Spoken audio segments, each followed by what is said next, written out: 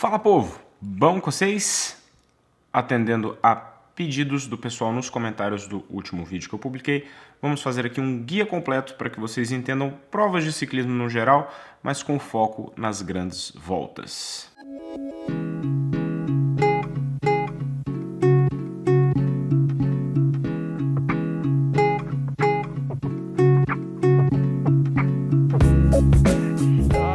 Então eu tinha perguntado para o pessoal que eu já tinha feito alguns vídeos explicando um pouco a questão das grandes voltas, as diferenças e tal, mas resolvi fazer uma reciclagem aqui e criar como se fosse um guia, para que você possa entender as grandes voltas do ciclismo de estrada. Muita gente fica confuso, não entende direito como é que é, ou às vezes até mesmo as provas comuns de ciclismo.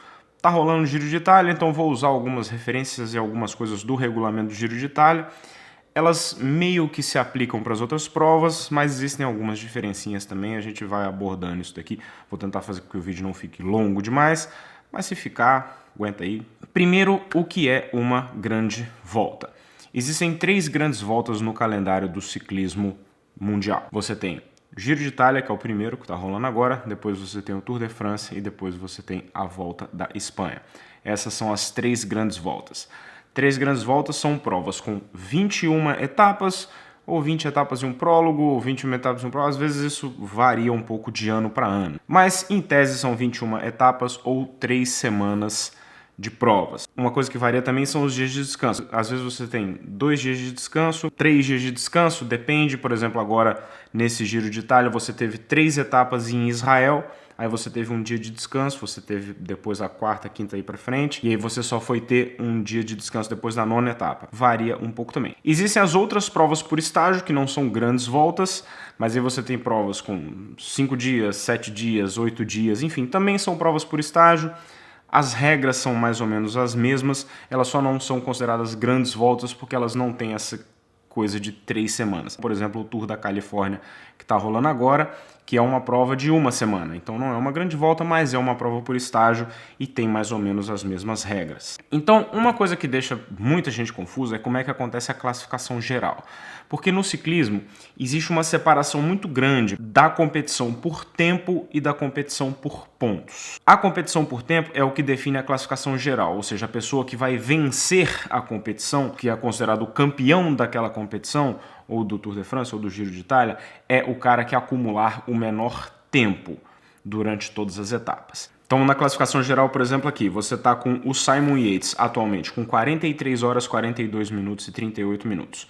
E o Tom Dumoulin em segundo lugar, 41 segundos atrás. Ou seja, o tempo do Simon Yates é o menor entre eles. E aí você tem a competição por pontos, que é o cara que ganha mais etapas, ele acumula mais pontos, ou metas volantes, porque você tem pontos distribuídos tanto nos finais de etapa, ou seja, o cara que passa em primeiro na linha de chegada, ele ganha mais pontos do que o segundo, que ganha mais pontos que o terceiro. Aí você vai perguntar, Henrique, mas não é a mesma coisa? O cara que ganha a etapa, ele não chega com um tempo menor do que os outros? Não, porque no ciclismo de estrada existe uma regra com relação a isso, para que você não misture essas competições. Qual que é a regra? Se você chega no pelotão, se você chega junto do ciclista na frente, se você não tiver mais de 1 segundo de distância do ciclista da frente, o seu tempo é computado como o mesmo tempo do dele. Ou seja, se você chegar num sprint de um pelotão, o cara que cruzar a linha de chegada em primeiro, se você for ver o tempo exatamente, possivelmente ele vai cruzar a linha de chegada, sei lá, 5 segundos na frente do último, 10 segundos na frente do último, se o pelotão estiver muito espichado. Só que se não existe uma diferença de mais de 1 segundo entre um desses ciclistas do pelotão, se você fizer uma fila indiana de 200 ciclistas, o primeiro vai ser computado com o mesmo tempo do último. Essa é uma regra que existe tanto para tirar os caras da classificação geral da bagunça do sprint, para que eles não se arrisquem lá naquela bagunça do sprint, como para também dar essa possibilidade de você criar essa outra competição por pontos. No Giro de Itália, a competição por pontos, o líder da classificação por pontos usa a camisa, que é uma camisa ciclamino, que eles chamam, que ela é meio roxinha, assim, meio rosa, enfim.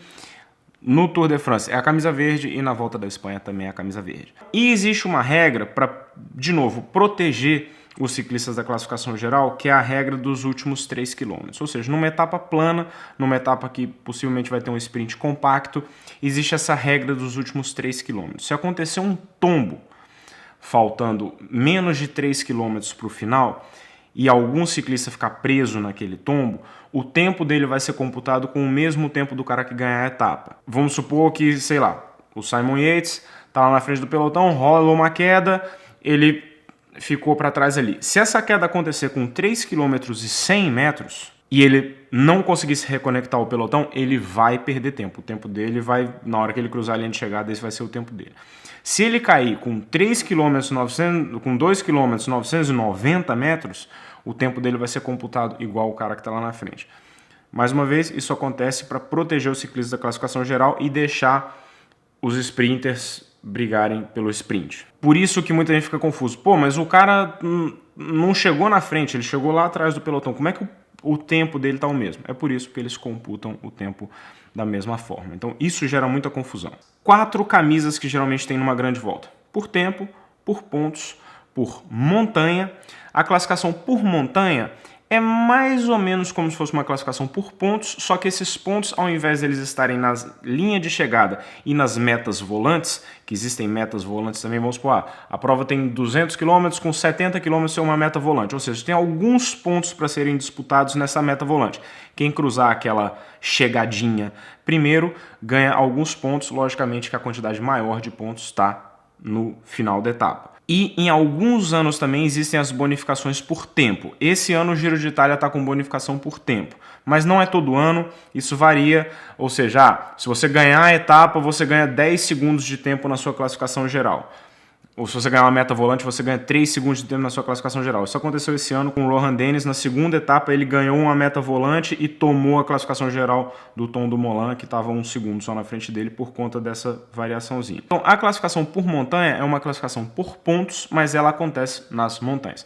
Se você tiver uma etapa que termina em montanha, você vai ter uma quantidade grande de pontos de montanha no final dessa etapa. E você tem também as metas volantes de montanha, ou seja, sempre que você tem uma montanha categorizada, vou explicar um pouquinho também sobre essa questão das categorizações de montanha. Sempre que você tem uma montanha categorizada, ou categoria 4, 3, 2 ou 1, sendo que isso é decrescente em nível de dificuldade, ou seja, categoria 4 é mais fácil que a 3, que é mais fácil que a 2, que é mais fácil que a 1.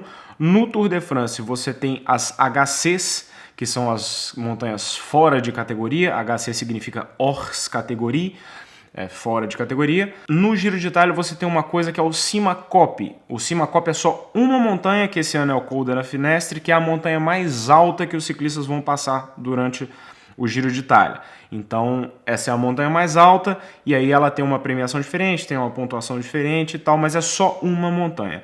No Tour de France existem vários HCs, que eles consideram como fora de categoria.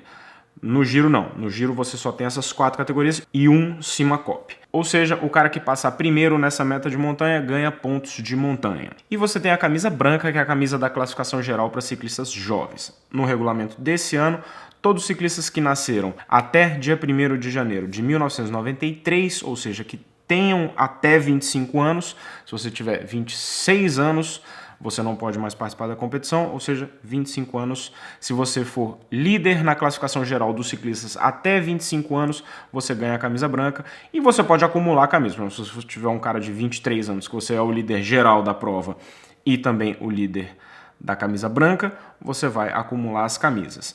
Agora, para explicar um pouquinho as classificações das montanhas, isso é uma coisa um pouco confusa. Não existe uma definição clara de como que são classificadas as montanhas. Existe uma subjetividade, existe o ponto em que ela está na prova. Não é tão simples assim, se você pegar uma subida com uma distância tal, uma inclinação tal, você vai ter uma subida de categoria 4, de categoria 3. Não é tão simples assim. Eu estou aqui com o regulamento do Giro de Itália aberto, e não existe essa definição de classificação. Você tem aqui subida de categoria 1, subida de categoria 2, 3 e 4 e o Cima Coppi que eu falei com vocês, que é o Col della Finestre. Mas não existe um porquê. Se você entrar no Strava, porque o Strava, por exemplo, ele usa essa classificação de montanhas quando você está pedalando, mas o Strava tem uma classificação deles. No Strava, ele vira e fala aqui, se você multiplicar o comprimento da subida vezes o percentual de inclinação da subida, você multiplicar um pelo outro, se der mais de 8.000, é uma categoria 4, se der mais de 16.000, é uma categoria 3, se der mais de 32.000, categoria 4, enfim, e as HCs são acima de 64.000. Então, por exemplo, você pega uma subida de 4 km, 4.000 metros, e ela tem 2,1% de inclinação, ou seja, se você multiplicar 4.000 metros vezes 2,1, vai dar 8.400. Vai dar aqui 8.400. Ou seja, ela vai ser para o Strava uma subida de categoria 4. Então, assim, é meio difícil de você chegar num ponto de como é que é feita essa classificação. Geralmente, as HCs ou categorias 1 são montanhas muito difíceis, lá montanhas com mais de 10 km de duração, com 8, 10, 11% em alguns momentos, com 8% de inclinação média. É só você lembrar assim, categoria 1 é duro pra caramba, categoria HC é loucamente duro. Agora falar um pouquinho sobre a estratégia de prova. O Giro de Itália é composto por um pelotão de 176 ciclistas. Até ano passado eram 198, aí eles mudaram a regra, diminuíram para 8 ciclistas por equipe, eram 9 ciclistas por equipe. Você tem 18 equipes do World Tour, né, que são as equipes da primeira divisão do ciclismo de estrada, que são essas 18 equipes, e geralmente você tem 4 wildcards, são 4 equipes convidadas da categoria Pro Continental, que seria a segunda divisão do ciclismo. Então você tem essas 22 equipes, 8 ciclistas para cada equipe, você tem 176 ciclistas. Este é o pelotão. Geralmente todos os dias você tem uma fuga. Essa fuga ela pode ter vários objetivos, desde realmente tentar ganhar a etapa, que é o primeiro, ou simplesmente para mostrar os patrocinadores da equipe para a imprensa, porque os ciclistas da fuga ficam sempre em destaque, ou para disputar os pontos dessas competições que a gente falou. Vamos supor, o cara tá uma briga apertada ali entre o primeiro e o segundo colocado da classificação por pontos. Aí o cara tenta sair numa fuga porque tem uma meta volante ali com 30 km, ele vai tentar ganhar alguns pontinhos aí nessa competição.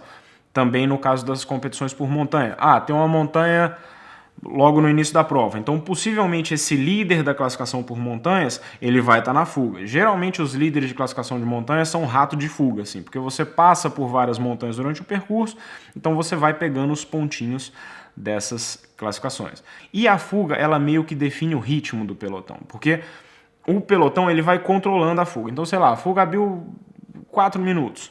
Geralmente, se demora cerca de 10 km para você tirar 1 minuto de fuga. Então, quando você estiver assistindo a prova, você vê lá, beleza, tá faltando isso em etapas planas, tá? Em etapa de montanha isso não funciona. Mas está lá o pelotão, falta 50 km para acabar a prova, a fuga está a 4 minutos de distância. Possivelmente ela vai ser pega. Até 5 minutos você vai geralmente tirando 1 minuto a cada 10 km. Então, faltando 40 vai estar 4, faltando 30 vai estar 3 e tal, aí geralmente vai ser pego. Mas tá faltando 40 km para terminar a prova, a fuga está a 7 minutos de distância. Muito dificilmente essa fuga vai ser pega. O pelotão ele mantém um ritmo meio constante, mantendo a fuga em xeque. Quando não tem fuga, o negócio fica meio bagunçado, porque fica muita gente tentando atacar para ver se sai uma fuga. Então o pelotão às vezes prefere que logo no início da etapa saia uma fuga, que aí já tem aquela galera na frente, dá uma desestimulada do povo saltar, então a prova fica mais controlada. Por isso que geralmente o pelotão não gosta de pegar a fuga faltando muito tempo para acabar a prova, porque o pelotão fica confuso. Vamos supor que você pegue a fuga faltando 15 km para acabar a etapa. 15 km tem muita gente que dá conta, dependendo de atacar, e andar escapado 15 km e ganhar a etapa. Então fica meio confuso. Então, geralmente o pelotão gosta de deixar para pegar a fuga faltando ali 5 km, 3 km, porque aí pega e já vai para a chegada. Não vai acontecer mais muita coisa, entendeu? Então, geralmente acontece essa estratégia. Os caras tentam buscar mais próximo da linha de chegada. Estratégias, por que você tem equipes? Por que a gente fala que o ciclismo de estrada é um esporte coletivo no qual quem ganha é um nome de um cara, que diferente, sei lá, do basquete, quem ganha é o campeonato americano aqui, sei lá, é o Cleveland, ou quem ganha o campeonato brasileiro de futebol é o Corinthians, o São Paulo, sei lá, porque é um time que joga e o time que ganha, né? No ciclismo de estrada é um time que corre, mas quem ganha é o cara, ou seja, o Tour de France quem corre é a Sky, mas quem ganha é o Chris Froome. É um esporte individual, mas que no ciclismo de estrada você precisa de uma equipe. Não é que você precisa, mas se criou essa coisa, hoje em dia ele funciona assim. Como você criou algumas equipes, se você correr sem equipe, é impossível de você ganhar. Como é um esforço bizarro durante, por exemplo, o Giro de Itália esse ano vai ter mais de 3.500 km para você correr em 20 dias. É muita coisa. Então, você fazer tudo que você tem que fazer sozinho, você controlar os ataques que vão acontecer, você fazer a busca da fuga do dia, você ir no carro de apoio buscar água. Enfim, tudo isso é muito complexo se você não tivesse uma equipe, né? Você tivesse que fazer tudo isso sozinho. Possivelmente ficaria mais emocionante, ficaria bastante imprevisível. Você ter cada um correndo por si, talvez deixasse a prova um pouco mais emocionante, mas se definiu que não é assim que vai acontecer. E isso, na minha opinião e na opinião de muita gente, acaba deixando o ciclismo meio monótono. Porque você tem um jogo de xadrez ali, mas você fica uma prova de 5 horas com nada acontecendo durante 4 horas e meia hora de emoção. Tanto que esse negócio de diminuir de 9 para 8 foi para tentar. Existe até gente falando, não, você devia diminuir para 5, que aí você dificulta a vida das equipes de controlar a prova. Então ficaria uma coisa mais imprevisível, consequentemente mais emocionante de assistir. Essa é a razão da equipe, para dar suporte para os ciclistas e principalmente para o capitão de equipe, que é o líder da equipe. Geralmente ele tem um número 1 nas costas, ou seja, o cara que ganhou a última prova do ano passado, o Tom Dumoulin esse ano, ganhou o Giro de Itália de 2017. Ele larga com o número 1 e a equipe dele toda vai ser dona dessa dezena, ou seja, ele é um número 1, aí um outro cara da equipe dele vai ser o 2, etc. Próxima equipe vai começar a partir da dezena 20, né? Ou seja, então o 21 vai ser o capitão da segunda equipe, o 31 vai ser o capitão da outra equipe, o capitão vai ser o cara que a equipe vai trabalhar para ele. Algumas outras curiosidades. Escalera ou rendezvous ou revezamento, enfim, quando você vê os ciclistas revezando um com o outro, ou seja, você tem uma mesma equipe ou várias equipes na ponta, o ciclista passa por fora, troca, volta para trás e você vai tendo aquele como se fosse um reloginho rodando, aquele revezamento rolando. Eu tô falando que são vários nomes porque eu já escrevi isso uma vez no vlog, eu falei escalera, não, mas escalera é outra coisa. Lá em Brasília o povo chama isso de escalera. E isso é utilizado muito também em etapas com vento cruzado. Se você tiver um vento que está vindo, por exemplo, da esquerda para a direita, se você fizer esse revezamento colado no final da pista, você vai ter uma possibilidade muito grande de picotar o pelotão. Por quê? Como o vento está vindo assim, para você pegar a roda do cara, você teria que ficar um pouco para a direita dele, porque o vento está vindo assim. Então o vácuo do cara não está imediatamente atrás, está meio para cá. Então você vê muito nessas grandes voltas, em provas de ciclismo de um modo geral, a equipe serrando no meio-fio ali, que ou seja, então você deixa todo mundo do resto do pelotão picotado. E você vê muitas vezes, principalmente pela questão da disputa de tempo, você teve um ano, eu não lembro qual ano que foi, se foi 2016, 2015, que o Peter Sagan atacou, o Froome foi na roda dele, isso no Tour de France, e eles ganharam uma boa vantagem de tempo por conta de uma acelerada dessa. Então é uma estratégia de equipe para se ganhar tempo. Então é bem interessante de ver isso também. Quando tem etapa de vento cruzado, é fantástico de assistir. Você tem o grupeto. O grupeto é um grupo de ciclistas que fica no fundo do pelotão, vamos supor, o grupo dos sprinters numa etapa que tem 5 montanhas categorizáveis. Não tem absolutamente nada para eles fazerem lá na frente. Eles não dão conta de subir, não dão conta de andar, e eles formam esse grupeto. O grupeto é um grupo que vai no limite do tempo de corte, ali eles se juntam para ficar mais fácil de andar. A galera que vai sobrando das montanhas vai ficando mais para trás, tal. Eles formam um grupo e esse grupo vai andando ali no limite do tempo de corte. Classificações no Giro de Itália desse ano para tipos de etapas para que você tenha um cálculo do tempo de corte. Com um tempo maior do que esse tempo de corte, ele é eliminado da prova. Você tem categoria A, B, C, D e E. São as 5 categorias. Essas 5 categorias são divididas da seguinte forma. A são as etapas mais fáceis, B, etapas com baixa dificuldade, C, etapas com média dificuldade e D, etapas com muita dificuldade. E a E são contrarrelógios individuais, ou seja, o contrarrelógio individual também você tem tempo de corte. Por exemplo, na categoria A você pode ter 7% a mais do tempo do cara que venceu a etapa se a média ficar igual ou menor de 40 km por hora.